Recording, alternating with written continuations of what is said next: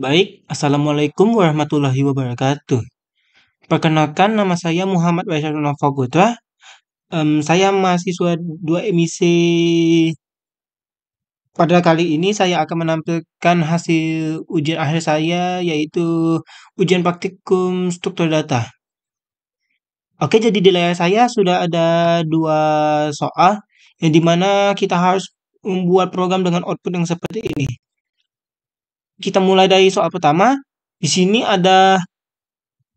kita akan meminta untuk memasukkan nilai elemen, kemudian akan dilanjutkan untuk mengisi elemen berikutnya, seperti ini. Lalu kemudian akan kita hapus dengan menekan tombol 2, lalu dia akan mulai progres menghapus. Dan untuk soal kedua, dia akan muncul seperti ini, tampilan secara pre-order mailod, lalu in ordernya dia berubah tempat, EIMLDO, lalu yang di post order tempatnya berubah lagi, IEDOLM. Jadi untuk ini saya akan tunjukkan hasil kerja saya. Kita bisa beralih ke Dev C++. Baiklah, di soal nomor satunya ini sudah program yang saya buat. Ya, di sini. Kira-kira ada 7 sampai 75 baris lah.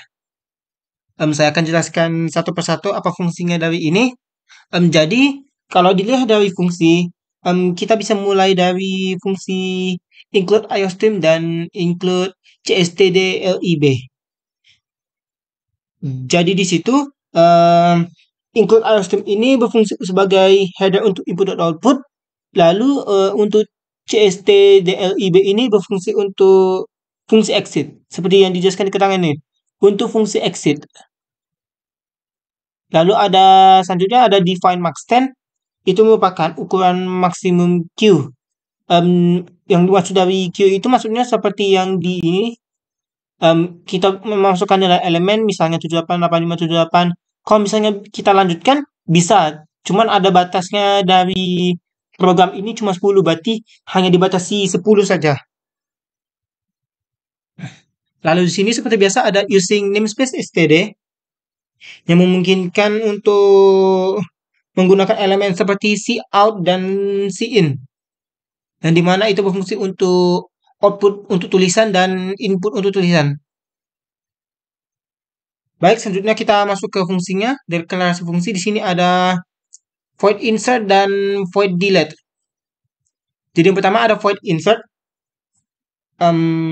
sama void delete.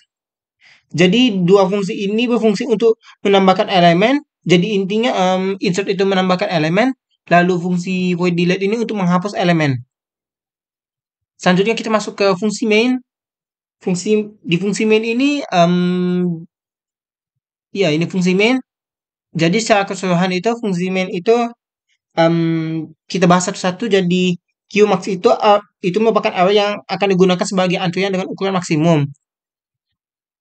Lalu untuk frontware ini digunakan untuk melacak indeks depan dan belakang antrian. Mungkin ini maksudnya tuh seperti dari 10 barisan itu yang paling depan itu ya pasti nomor pertama, lalu itu belakang yang artinya antrian ke terakhir. Lalu di sini integer n yang artinya untuk variabel pilihan menu, lalu nilai ini untuk nilai elemen yang akan ditambahkan ke antrian. Lalu dan di sini ada front sama dengan where sama dengan min1, yang artinya menginisialisasi front dan where ke 1, menunjukkan bahwa antrian kosong. Baik, selanjutnya kita masuk ke proses do. Di sini ada do while. Jadi ini merupakan ulangan pertama untuk sebuah program. Jadi seperti di sini, setelah dia memasukkan elemen, dia akan muncul tulisan tekan 1 untuk melanjutkan. Maka dia akan mengulangi proses yang sama kecuali sampai batas akhirnya, maka program akan error. Baik, lanjut. Seperti ini. Cout. Masukkan nilai elemen. Jadi di sini kita akan memasukkan nilai elemen. Setelah nilai elemen itu masuk, maka akan memasuki proses Q, lalu akan muncul pesan ini. Tekan 1 untuk melanjutkan. Lalu kita tekan 1, maka proses pengisian ulang akan berlanjut.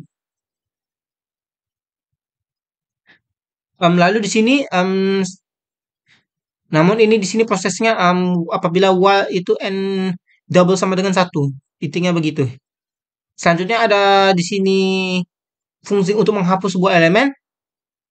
Jadi pada PDF ini ya, di sini kan harusnya tekan 1 melanjutkan, namun kita menekan angka kedua, maka dia akan berubah seperti ini. Tekan 1 untuk menghapus sebuah elemen, 1.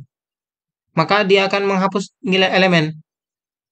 Tekan 1 nilai yang sebelumnya dihapus, lalu tekan 1 lagi nilai ini dihapus, lalu tekan balik lagi kedua, kita tambahkan 1 elemen lagi. Seperti itu. Baik, lanjut ke ini. Ya, intinya sebenarnya nilai telah dihapus. Berarti nilai pertama urutan pertama itu dihapus dan akan memulai proses ulang. Oke, baik. Lanjut. Kita ke fungsi void insert. Jadi di fungsi void insert ini tujuannya untuk menambahkan elemen keantrian. Lalu sini ada fungsi di mana if tanda kurung bintang where kurang dari max min 1, maka elemen baru masih bisa ditambahkan. Ya, intinya kalau antuan itu belum penuh maka masih bisa ditambahkan. Namun kalau sudah penuh akan muncul pesan seperti ini. Queue penuh, insert tidak dapat dilakukan dan program itu akan exit sendiri. Begitu juga dengan delete, dia akan begitu dengan delete apabila tidak ada antrian, maka tidak bisa dihapus dan dia akan exit program. Intinya seperti itu. Baik, akan saya contohkan. Di sini saya sudah compile programnya. Baiklah, coba kita ikuti yang seperti di PDF ya.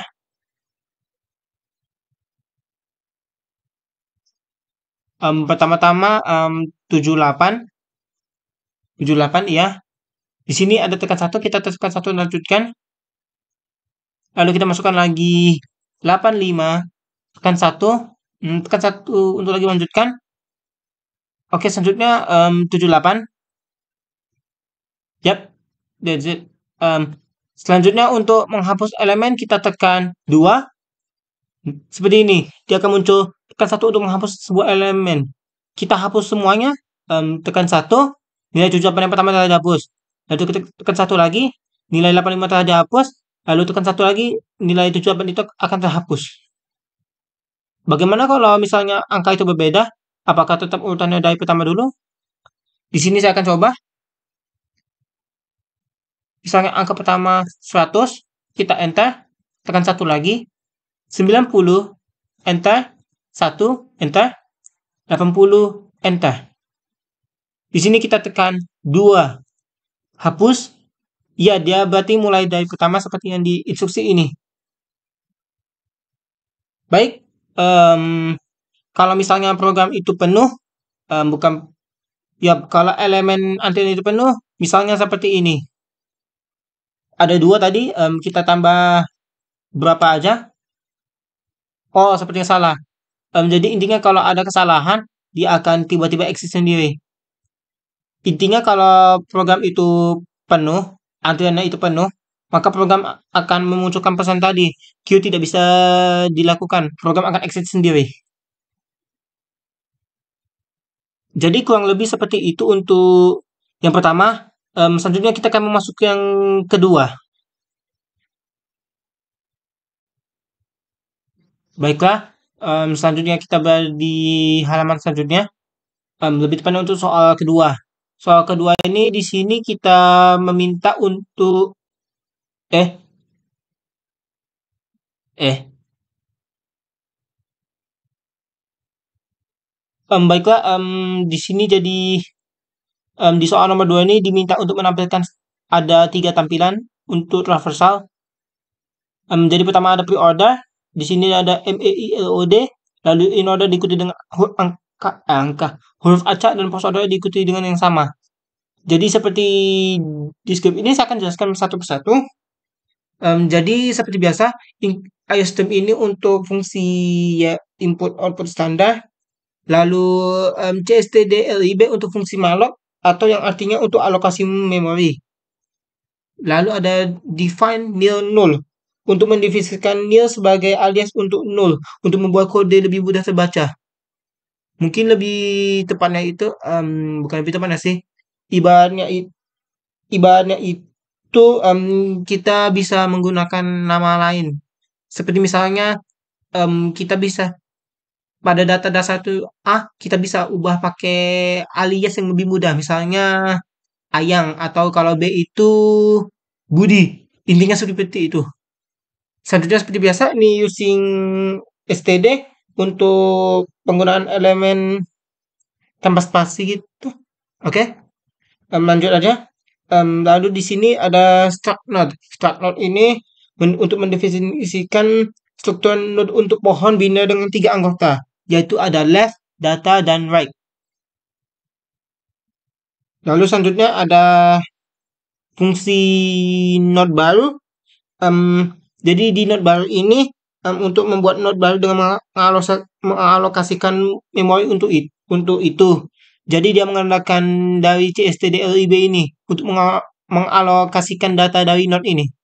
Ya, jika alokasi berhasil, maka akan menginisialisasi data dan pointer anak kiri dan kanan untuk menjadinya, lalu mengembalikan pointer ke yang baru buat. Oh, ya mohon maaf. Jadi kita lanjut. Lalu ada fungsi bina pokok. Void bina pokok, tanda kurung pokok bintang-bintang T. Jadi di sini fungsinya untuk menginisialisasi pohon atau root menjadi nil, menandakan bahwa pohon kosong. Oke, selanjutnya ada tipe numerasi dan fungsi pokok kosong. Jadi di sini untuk jadi di sini ini fungsinya ya. Jadi fungsi ini mendefinisikan tipe enumerasi bool atau boolean dengan nilai false dan true. Fungsi dari pokok kosong ini mengembalikan true jika pohon kosong atau root adalah nil dan false adalah sebaliknya. Selanjutnya ada fungsi void tambahkan node. Ya, void tambahkan node. Ya, jadi di sini untuk membuat node baru dengan data yang diberikan, lalu menambahkan node tersebut ke posisi yang ditentukan dalam pohon. Jadi dia akan menambahkan node baru itu ke dalam struktur. Fungsi penting dari semua itu ada di sini, pre-order. Namun seperti yang saya katakan, kalau tanpa struktur-struktur dasar ini mungkin pre-order ini akan terjadi kesalahan. Seperti ini, void pre-order. Jadi ini 3 fungsi ini merupakan fungsi traversal untuk menelusuri pohon biner dalam urutan pre-order, in order, dan post order. Kita pertama-tama mulai dari pre-order. Jadi pre-order untuk menampilkan data node saat ini, lalu anak kiri kemudian anak kanan. Lalu in order ini, ya fungsi in order ini untuk menelusuri anak kiri menampilkan data saat ini, lalu kemudian anak kanan. Lalu dalam post order, ya post order di sini berfungsi untuk menelusuri anak kiri lalu anak kanan kemudian menampilkan data node saat ini. Sebenarnya kita bisa lihat dari contohnya sini isinya dia mulai dari data lalu kiri mau kemudian kanan itu untuk pre-order. Kalau in order mulai dari kiri lalu data lalu kanan. Lalu post order pertama itu kiri lalu kanan lalu data. Kita masuk ke fungsi main.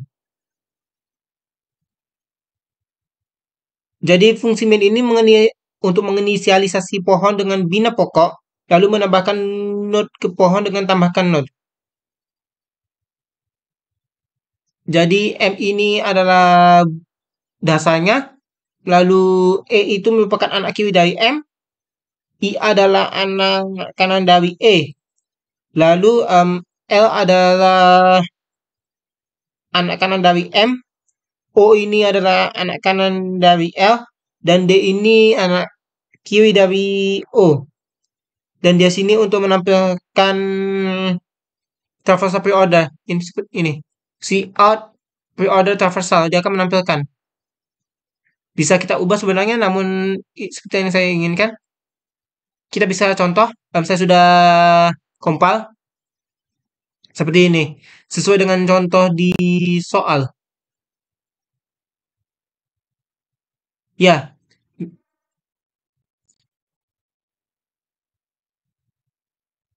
ya. MEILOD di pre-order sama. EIMLDO sama untuk in order. Lalu IEDOLM untuk post order sama.